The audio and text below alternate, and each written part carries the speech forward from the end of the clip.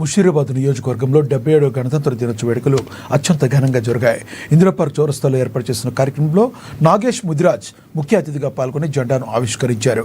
రాజ్యాంగ విలువలను కాపాడుకోవాలని, అమరవీరుల త్యాగాలను స్మరించుకోవాలని ఆయన కోరారు. 77వ గణతంత్ర దినోత్సవం సందర్భంగా ముషీరాబాద్ నియోజకవర్గ ప్రజలకు శుభాకాంక్షలు తెలిపారు. రాజ్యాంగం మన కల్పించిన హక్కులను కల్పించినంత మాత్రాన మనం దానికి ఉప్పొంగిపోకుండా దాన్ని కాపాడే బాధ్యత కూడా ప్రతి భారతదేశ పౌరుడు తీసుకుంటేనే దేశం ప్రపంచంలో ముందుకెళ్ళింది. ఆ విధంగానే ఈరోజు మనం ప్రపంచ దేశాలలో మొదటి 5 స్థానాల్లో భారతదేశం నిలిచిందంటే వాళ్ళు చేసిన కృషినే. అప్పుడు స్వాతంత్రం కోసం పోరాడి రాజ్యాంగాన్ని నిర్మించిన ఎవరైతే యోధులు ఉన్నారో వాళ్ళు చేసిన కష్టమే ఈరోజు మనం అనుభవిస్తున్నాము. మనం గర్వంగా చెప్పుకుంటున్నాము. ప్రపంచ దేశాల్లో మనం కూడా సరసన నిలిచాము.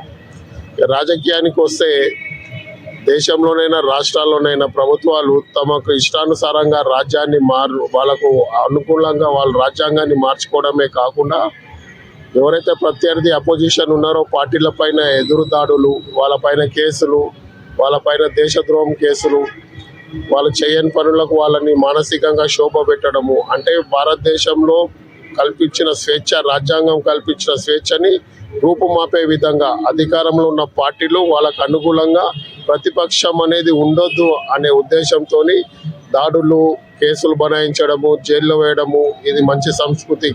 రాజ్యాంగం